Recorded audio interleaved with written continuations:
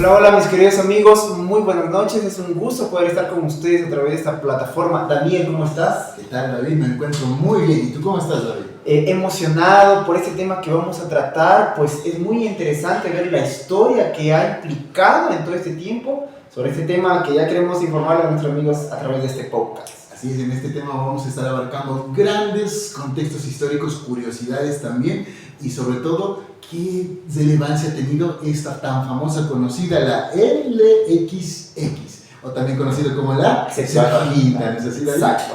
Le hemos titulado a este podcast El puente entre dos mundos, porque tuvo un impacto cultural, religioso y político en el mundo antiguo o en el mundo occidental, pues se hizo la traducción de la Biblia hebrea al griego. Exacto. Por eso es que recibe de allí su nombre de Septuaginta, de la traducción del Pentateuco hebreo al griego koiné. Y eso tiene un poquito de historia, mi querido amigo, pues se dio en los años de 285 a 246 a.C. con Ptolomeo II Filadelfo. Él fue uno de los más importantes para la traducción de esta Septuaginta. Pero cuéntame, amigo, ¿qué opinas sobre su origen, su contexto? Oh, bueno, es muy interesante el contexto, David. Miren, para los oyentes tenemos que ponernos en el contexto histórico. En ese tiempo los griegos en sí, los helénicos, tenían, vamos a decirle, un impulso, un fanatismo. Llamaban a todo lo que no estuviera en griego bárbaro.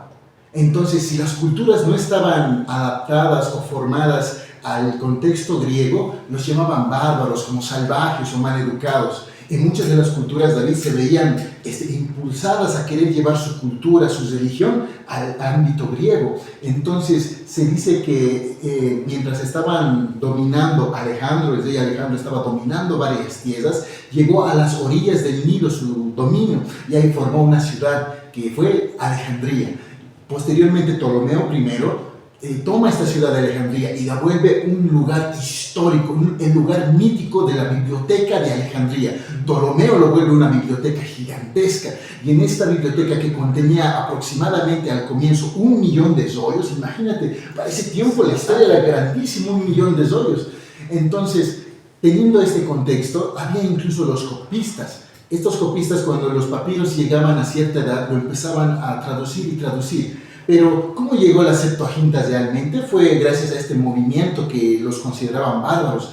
Una comunidad de hebreos que eran judíos, bueno, judíos que hablaban hebreo, en este caso se acercan y ven que hay una necesidad de transportar su religión del hebreo, del judaísmo, a lo que son las lenguas helénicas, ¿no? El griego. Entonces, en este punto se dice que se lanza la traducción de 70 personas. 70 personas formaron la primera traducción, posiblemente, o lo más recalcados que son judíos, de la cultura que estaban mezclados y eran bilingües y eruditos porque traducían la Biblia al griego. Y se puede decir que esta ha sido la primera traducción, David, del hebreo al griego, desde el Pentateuco, ¿no? Exacto, en realidad hay una leyenda sobre eso, se nos dice pues que 72 ancianos se juntaron. Exacto. Y fue por ello que recibe la Septuaginta, su nombre en griego. Septuaginta y 70 se juntaron. Exacto, imagínate pues, esto lo podemos hablar en el siglo II con la carta de Aristeas, fue la traducción de la Torá judía. Es interesante, pero hay un detallito allí también que la Biblia de la Septuaginta para nuestros tiempos ha traído. Pues que en el final de la Biblia nosotros podemos encontrar libros deuterocanónicos. ¿Tú sabes qué es deuterocanónicos?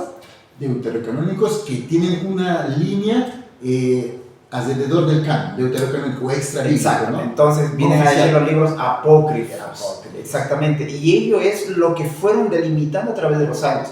La primera Biblia fue del Pentateuco, la traducción. Y empezaron, ¿qué libros más? Los libros de profetas, de la ley y los escritos, en los cuales fueron colocándolo de a poquito para que la gente pudiese tener un mejor acercamiento con el texto original, que era el hebreo.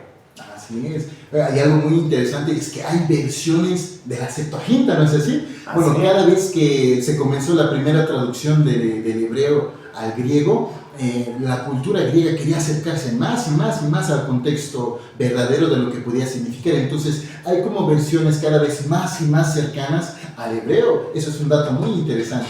Así es, el autor Alfred Ralph es uno de los pioneros, pues logró compilar todas estas versiones y reconstruir el texto original, pues que ahora nosotros podemos tener en nuestras manos. Esta versión impresa ha traído mucha consecuencia, pues buenas y malas, porque a muchas personas no les gustó que se tuviese una traducción así, pero a través de los tiempos la Biblia de la Septuaginta nos ha ayudado a poder comprender un poquito más de lo que la historia nos ha traído para nosotros.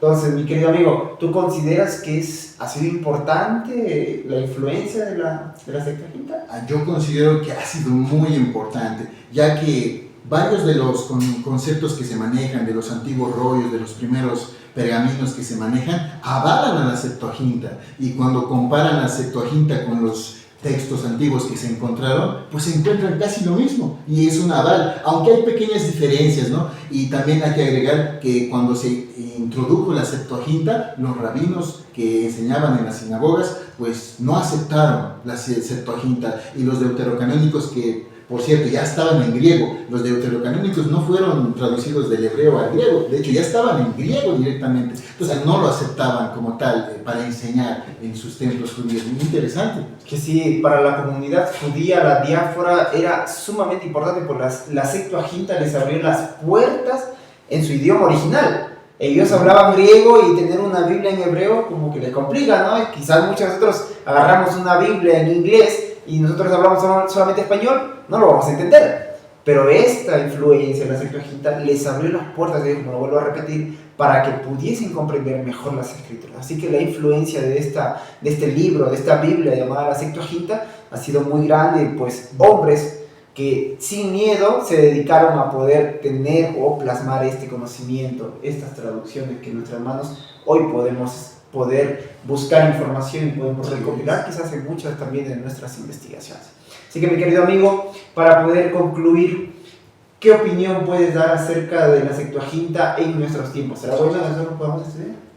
Mira, es una pregunta muy interesante. La Septuaginta ha sido base para muchísimas traducciones que nosotros hemos sacado actualmente en diversas lenguas. Entonces, yo puedo concluir que la Septuaginta, como se jugaban técnicamente la vida, la reputación y su trabajo al momento de traducirlas, es una copia digna, fiel. Y no solo por eso, sino que también ha tenido su canon, o sea, que fue medido en una vara, y grandes eruditos han llegado a la conclusión de que la Septuaginta es una buena partida, es una buena traducción, que hasta ahora hay algunos que aún la defienden como aval, porque aún manejan ciertas filosofías de la tradición y la cultura también que se maneja, ¿no es así, David? Entonces, para mí es algo muy importante manejar la Septuaginta. Hoy por hoy tiene mucha repercusión, porque gracias a la compilación de la Septuaginta, antes de encontrar los hoyos del Mar Muerto, que de alguna u otra manera avalaron también a la Septuaginta, porque no estábamos tan equivocados al parecer. La Septuaginta fue avalada y también fue corroborada en parte por los hoyos del Mar Muerto encontrados, así que estamos en buen camino. Si hablamos de la Septuaginta, no estamos tan equivocados realmente de lo que estamos avanzando. Perfecto, muchas gracias, Daniel. Algo que no podemos olvidar también, que fue una consecuencia del exilio de Israel, y esto pues nos ha llevado a poder enlazar diferentes culturas. No solamente es una simple traducción del texto hebreo al griego, pues ha permitido que las culturas y diferentes mundos puedan tener una conexión hoy en nuestros tiempos. Así que, mis queridos amigos, no podemos dejar de tener este libro, Daniel, que nos guíe y nos da base de la historia pasada, de esa historia que nos fortalece en nuestro presente. Así es. Bueno, un dato curioso, tal vez para concluir, es que esta mítica biblioteca de Alejandría fue destruida, ¿no? Entonces perdimos gran conocimiento de la historia humana. Se dice que esta biblioteca era la más grande del mundo y que contenía todo el conocimiento del mundo en este lugar. Así que lamentablemente perdimos mucha historia y riqueza de nuestra cultura cristiana. Así es. Así que este libro puede traer mucha sabiduría, mucho conocimiento, y no podemos dejar de tener las ganas de poder abrir sus páginas y poder comprender y aprender un poco más de la historia.